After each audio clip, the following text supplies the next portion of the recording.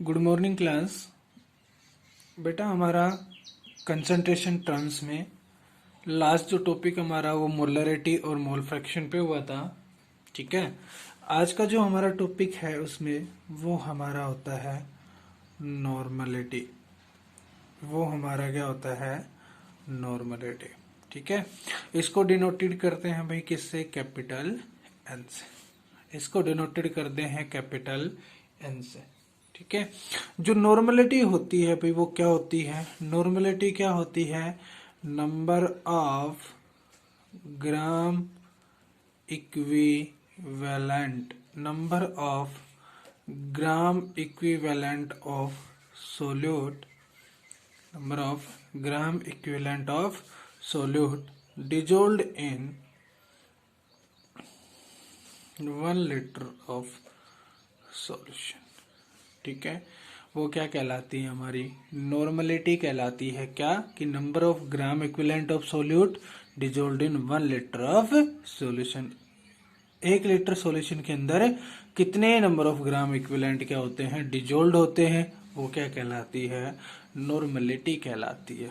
यहाँ से नॉर्मलिटी की जो यूनिट हो जाएगी बेटा, नंबर ऑफ ग्राम इक्विवेलेंट की यूनिट हो जाएगी gram equivalent upon dissolved in litre तो लीटर, तो ग्राम इक्विवेलेंट पर लीटर, या इसको आप कह सकते हो नॉर्मल। क्या कह सकते हो? नॉर्मल। ठीक है, ये क्या हो जाएगी? इसकी यूनिट हो जाएगी। क्लियर हो गया? अगर आपसे कोई पूछे कि अगर अब आप number of gram equivalent, number of gram equivalent कैसे निकालोगे? नंबर ऑफ ग्राम इक्विवेलेंट कैसे निकालोगे? तो ये निकलेंगे मास ऑफ सोल्यूट, यानी कि गिवन मास। ठीक है, मास ऑफ सोल्यूट या लिख दो गिवन मास, अपॉन में क्या लिखना पड़ेगा? Equivalent mass. अपॉन में क्या लिखना पड़ेगा? Equivalent mass of solid. यहां से आपके क्या निकल जाएंगे? नंबर ऑफ ग्राम इक्विवेलेंट निकल जाएंगे। नंबर ऑफ ग्राम इक्विवेलेंट निकल जाएंगे कैसे? मास ऑफ सॉल्यूट अपॉन में equivalent mass of solute. Clear हो गया? अब ये कहता है कि जो ये इक्विवेलेंट मास होता है ये कैसे निकलेगा? तो कहता है ये इक्विवेलेंट मास हम निकालेंगे अलग अलग तरीके से निकालेंगे। अगर आपके पास एसिड होगा तो इसका इक्विवेलेंट मास अलग निकलेगा। अगर आपके पास बेस होगा तो उसका इक्विवेलेंट मास अलग निकलेगा। अगर आपके पास साल्ट है तो इसका इक्विवेलेंट मास अलग निकलेगा। तो सबसे पहले सपोज कर लो कि आपके पास क्या है? कोई भी एसिड है। तो इक्विवेलेंट मास जब हम किसी भी एसिड का निकालेंगे तो कैसे निकलेगा? सबसे पहले उसका मोलर मास अपॉन में उसकी बेसिसिटी। बेसिसिटी मतलब कितना नेगेटिव चार्ज वो डिसोसिएट होता है। जैसे सपोज कर लीजिए आपके पास HCl है। ठीक है, एसिड है ना, डिसोसिएट होगा तो H positive plus Cl negative. तो ये पॉजिटिव चार्ज उसकी एसिडिटी को बताता है, नेगेटिव चार्ज क्या बताएगा? उसकी बेसिसिटी को। तो ये हमें देखना है कि कितना बेसिसिटी उसकी होती है। तो इसका मोलर मास प्लस में इसकी बेसिसिटी। जैसे अपने पास H2SO4 है, टूटेगा तो H positive plus SO4 negative. तो यहाँ पे क्या देखेंगे? कितना नेगेटिव चार्ज है? कितने हैं? 2 नेगेटिव चार्ज है। तो इसकी बेसिसिटी कितनी हो जाएगी? 2। और इसकी बेसिसिटी कितनी हो जाएगी? 1। क्लियर ना?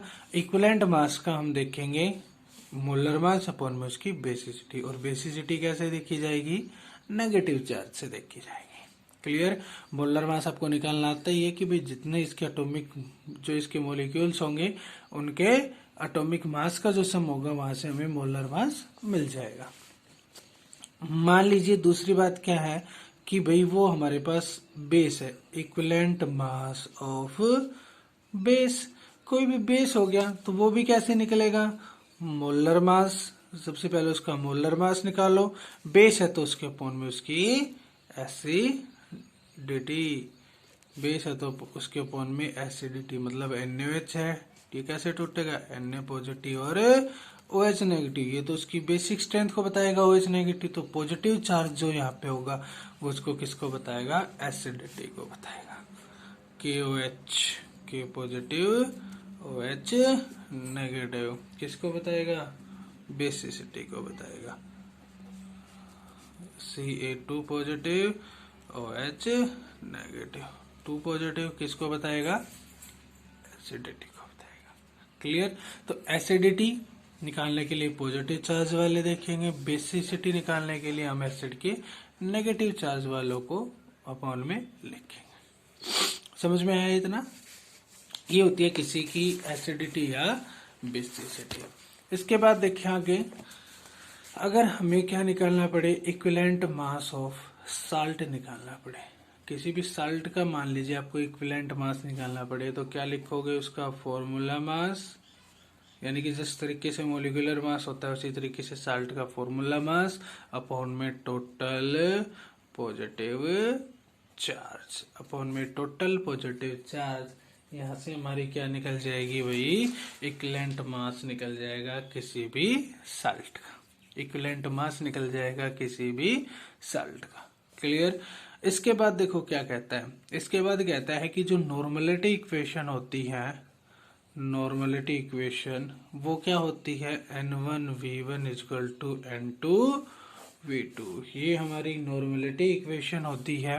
और फिर क्या कह रहा है कि ऑन डाइल्यूशन, जब हम डाइल्यूट सॉल्यूशन कर रहे हैं, ठीक है, तो नॉर्मलिटी कैन बी रिप्रेजेंट, तो नॉर्मलिटी को कैसे रिप्रेजेंट किया जाएगा, नंबर 1, कब, जब both solutions are same, both solutions are same, ठीक है। अगर आपके दोनों सॉल्यूशन सेम है तो जो नॉर्मलिटी हो जाएगी वो क्या हो जाएगी, N1V1 प्लस N2V2, और यहाँ से क्या हो जाएगा, N3V1 plus V2, same molarity की तरह है, ठीक है। Molarity equation M1V1 equal to M2V2 थी, इसी तरीके से इसमें N1V1 इक्वल टू N2V2।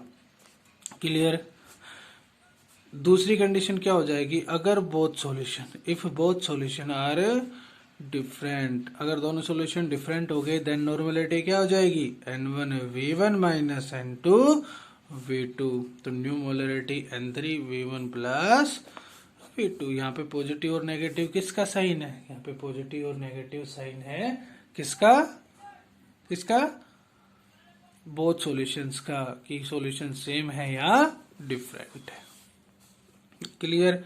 इसके बाद क्या आ जाता है, इफेक्ट ऑफ टेम्परेचर आ जाता है भाई, इस पे नॉर्मलिटी का इफेक्ट ऑफ टेम्परेचर आ जाता है। तो क्या कहता है कि जब टेम्परेचर को इंक्रीज करोगे, जब टेम्परेचर को इंक्रीज करोगे तो नॉर्मलिटी क्या होगी सॉल्यूशन की, नॉर्मलिटी क्या होगी, डिक्रीज होगी, ठीक है।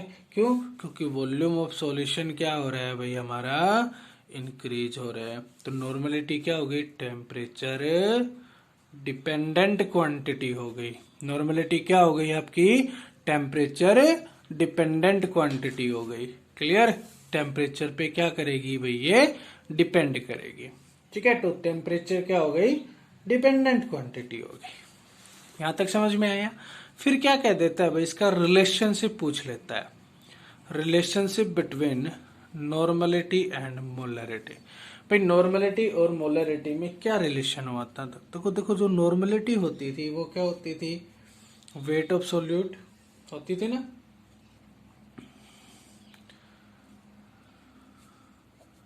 या given mass of solute upon में क्या होती थी, equivalent mass of solute into में 1000 अपॉन में वॉल्यूम ऑफ सॉल्यूशन। इसी तरीके से मोलरिटी क्या होती थी, वेट ऑफ सॉल्यूट अपॉन में उसका मोलर मास इनटू में 1000 अपॉन में volume of solution in ml। ये आपकी क्या होती थी, मोलरिटी होती थी। तो वेट ऑफ सॉल्यूट से वेट ऑफ सॉल्यूट कैंसिल, 1000 से 1000 कैंसिल, वॉल्यूम ऑफ सॉल्यूशन से वॉल्यूम ऑफ सॉल्यूशन कैंसिल। तो यहाँ से जो हमारी N/m आएगी वो क्या आ जाएगी, ये ऊपर चला जाएगा, तो क्या जाएगा, इक्विवेलेंट मास अपॉन में उसका मोलर मास। तो ये रिलेशन आ जाएगा किसमें, नॉर्मलिटी में, इक्विवेलेंट मास अपॉन में मोलर मास। ठीक है, तो इसके बेस्ड पे क्या होता है, एक न्यूमेरिकल पोर्शन बन जाता है। तो जो किसी भी नॉर्मलिटी होगी किसी भी सॉल्यूशन की, नॉर्मलिटी ऑफ सॉल्यूशन, वो क्या हो जाएगी, m ऊपर चला गया इनटू में मोलर मास अपॉन में इक्विवेलेंट मास। ठीक है, ये फॉर्मूला बन जाता है। इस फॉर्मूले के बेसिस पे क्या निकालते हैं, नॉर्मलिटी ऑफ एसिड। किसी भी नॉर्मलिटी ऑफ एसिड निकालनी हो तो वो हो जाएगी मोलरिटी इनटू में, यहाँ से उसकी आ जाएगी बेसिसिटी। नॉर्मलिटी ऑफ बेस निकालना हो, यहाँ से आ जाएगी मोलरिटी इनटू में एसिडिटी। क्लियर, ये होती है आपकी नॉर्मलिटी, ये होती है आपकी क्या, नॉर्मलिटी। ठीक है, बड़ा एक सिंपल सा क्वेश्चन होता है इसके अंदर। जैसे क्या कहेगा आपको, वो कहेगा calculate the molarity, calculate the molarity, sorry calculate the molarity, चलो calculate the molarity of 0.1 H2SO4 solution. कहता है कि 0.1 नॉर्मल H2SO4 सॉल्यूशन दे दिया और उसकी क्या निकालो, मोलरिटी। तो मोलरिटी और नॉर्मलिटी में एक रिलेशन था कि एसिड है ना, तो नॉर्मलिटी ऑफ एसिड कैसे निकलती है, मोलरिटी इनटू में बेसिसिटी।